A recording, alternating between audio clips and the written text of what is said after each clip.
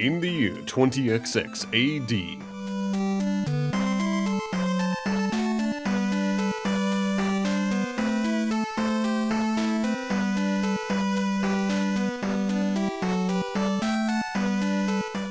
the world cheered Mega Man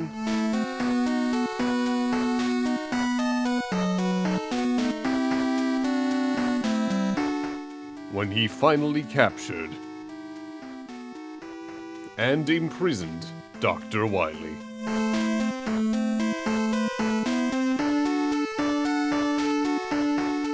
But 8 robots had been hidden.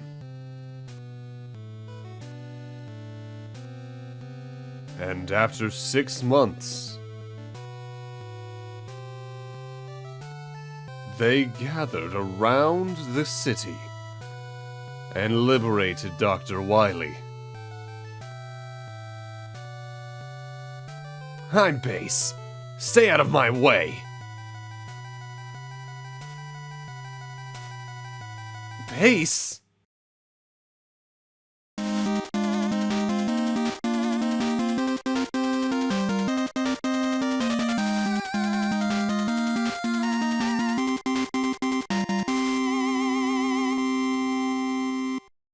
That's always been one of my favorite title themes from Mega Man. Hello everyone and welcome to Let's Play Rockman 7 FC / Mega Man 7 8-bit, either title's kind of interchangeable.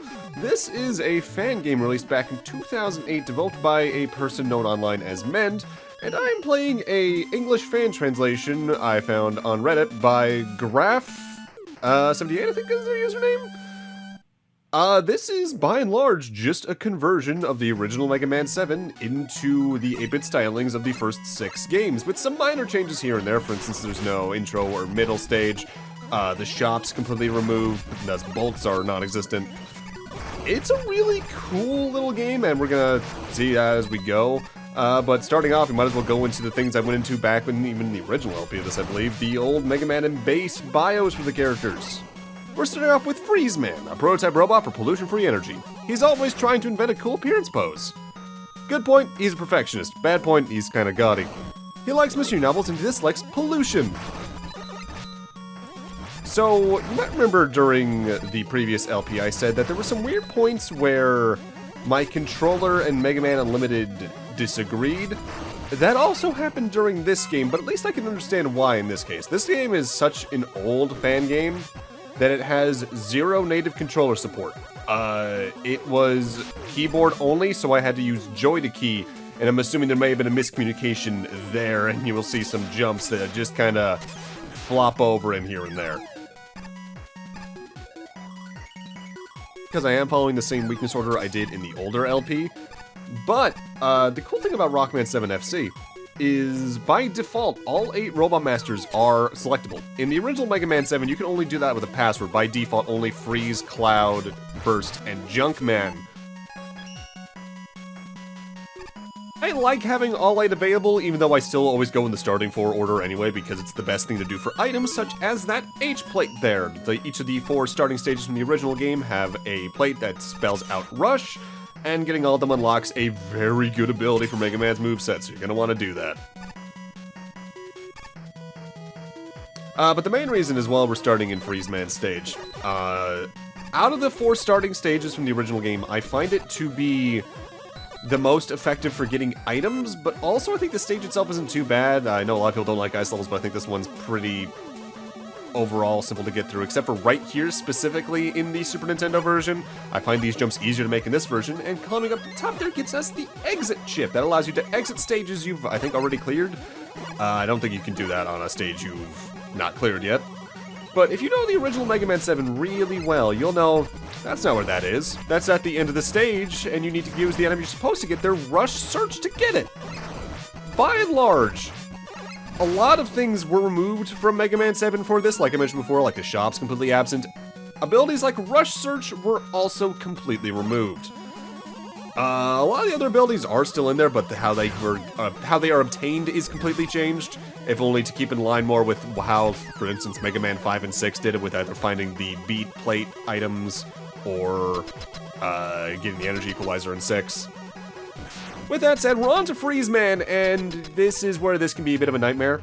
He is not a very easy first robot master. The thing is with him is that he acts like Crashman in Mega Man 2, and that every time you fire and he's on the ground, he automatically jumps, so you need to kind of time yourself with that carefully. Otherwise, he's going to patrol left and right across the stage, firing his little ice attack that can freeze you, and then he'll jump and fire one at the ground, which will freeze the ground and make it slippery. Then he'll fire another one at the ceiling, which will generate icicles that'll fall and destroy the frozen ground. Be careful of standing on the ground when he's freezing it, though, because if you get hit with that, you actively do get frozen to the ground slightly. It does set the rest of things in motion pretty well moving forward. For future reference, he is weak to Junkman's weapon the most, but Turboman's weapon does pretty good against him. Just make sure you never use his own weapon against him when you eventually get to the refights down the line. Because he gets healed by that.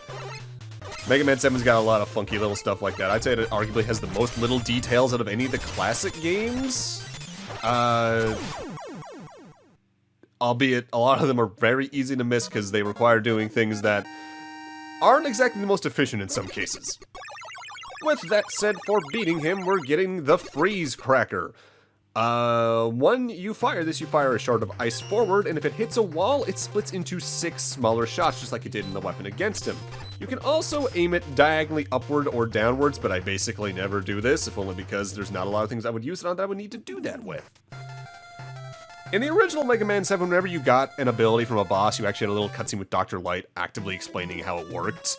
And I did like that, but it did make that game kind of slow to start because you can't really skip to that cutscene too fast if memory serves without outright skipping it.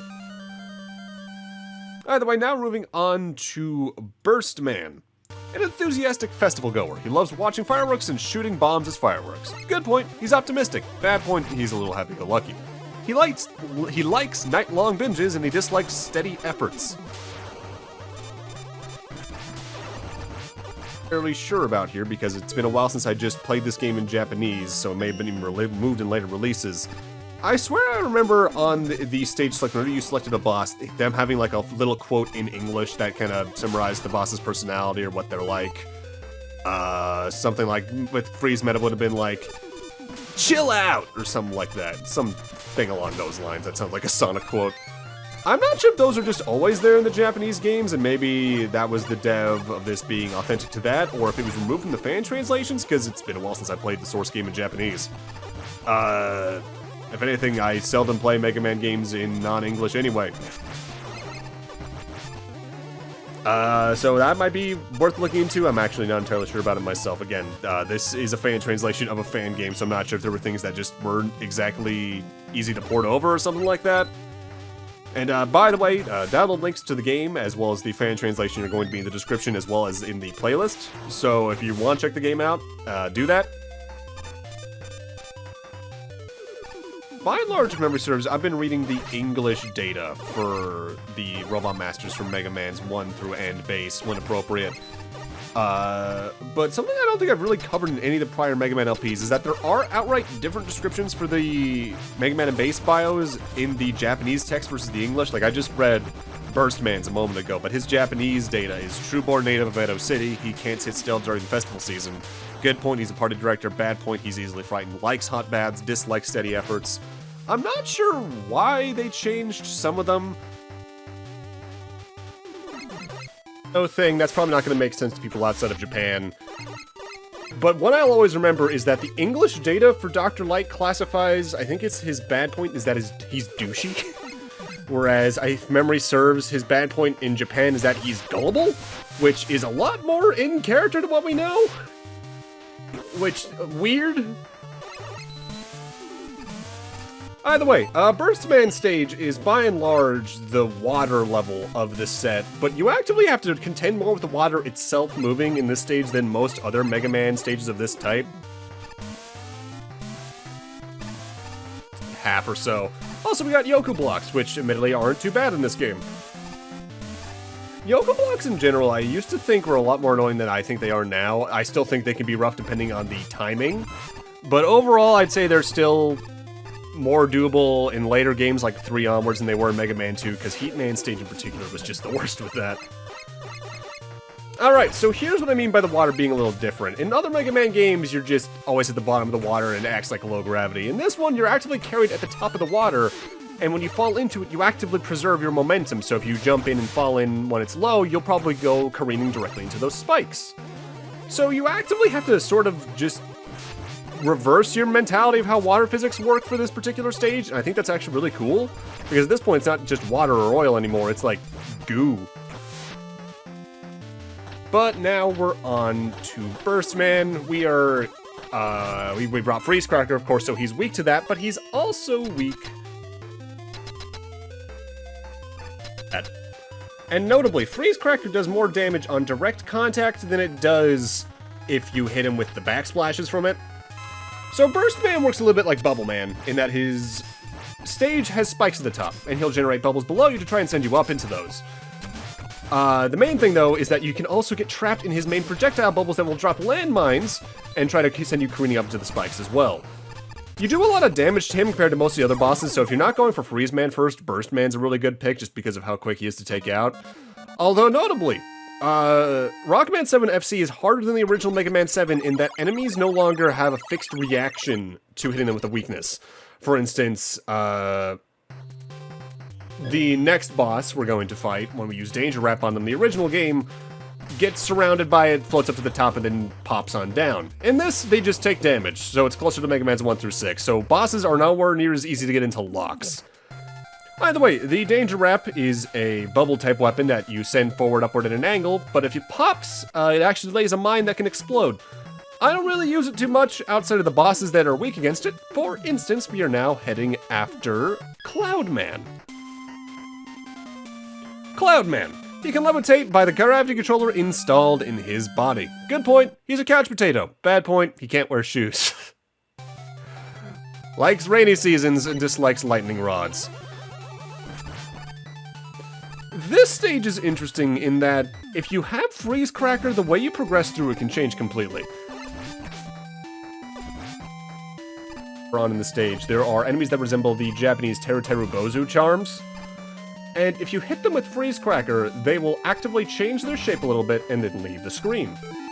What they're supposed to do is make it rain or snow depending on where you are in the stage.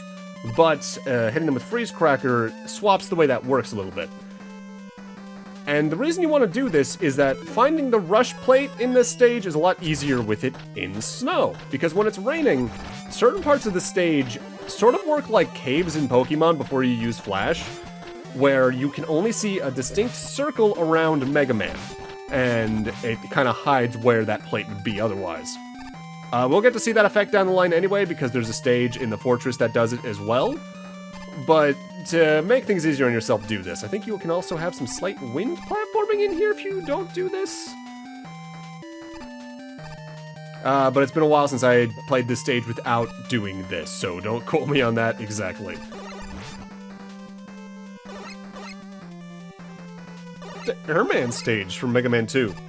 Namely in how much of it's over a bottomless pit, or on small platforms on top of the moving platforms. The birds that drop eggs that become more birds are in this stage.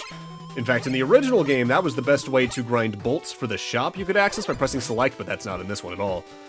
In that regard, actually, the Mega Man 8 FC demake that this same person did about 3-4 years later, I think? Is closer to the original in that regard. And I'll tackle that game at some point as well. I'll probably talk about this again during the credits, but there's just not a fan translation for that yet, and translate the lines and then me edit around that. At least, not yet. There's some games I'd maybe do that for.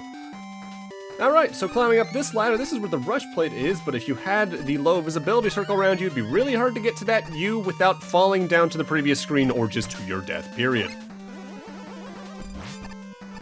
Now, the birds are still good for grinding in this, I should mention. They're very good for grinding lives, in particular. But that's nowhere near as easy to abuse and farm for than the bolts were in the original Mega Man 7. I always feel like I could jump over the Sniper Joes in this version of this game because they're so much smaller than they were in the 16-bit version. But you can't. You can use Rush Coil to get over them, but that's completely different. Speaking of Rush Coil, we want to use that in this room right here to reach this ladder. for this seemingly empty room. I know this whistle.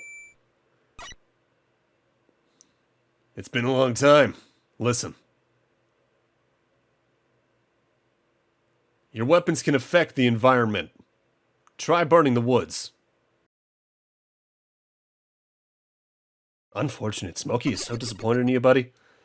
So, there are a couple of stages in the game that if you go to a specific room at a certain point, you'll find Proto Man. And if you find them all in a certain sequence, you get a certain reward for that. So we're going to be doing that. Mega Man 7, he was just the proprietor and namesake of the shop. That's my jump button not working. But here in the demake, they've restored him to how he was in Mega Man's 4 through 6. In certain points in certain stages, he'll just be there and will give you a random power-up, usually weapon or health, energy, but he can also give you energy tanks and extra lives. If you get lucky enough, at the least. For now, it's time for Cloudman, though. Get out your Danger Wraps. He's weak against that.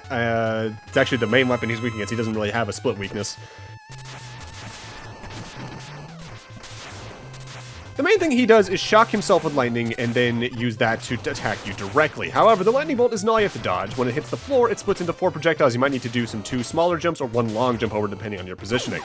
Additionally, he can change the weather in the room, I think even reducing your visibility and especially adding wind platforming to try and push you off into the pits on either side. He can be dangerous, but his weakness takes him down pretty quickly, as you can see. And for beating him, we actually get a very good weapon. We get, I think it's called Thunderbolts? It's basically a Elect Beam. It is a giant electric beam that shoots forward and does a lot of damage. It can also power up certain machinery in levels. If you're looking for one just to spam against normal enemies, this is probably the one to use. But with that, I'm going to need to end this off here. Thank you guys for watching, and in part 2... See you guys then.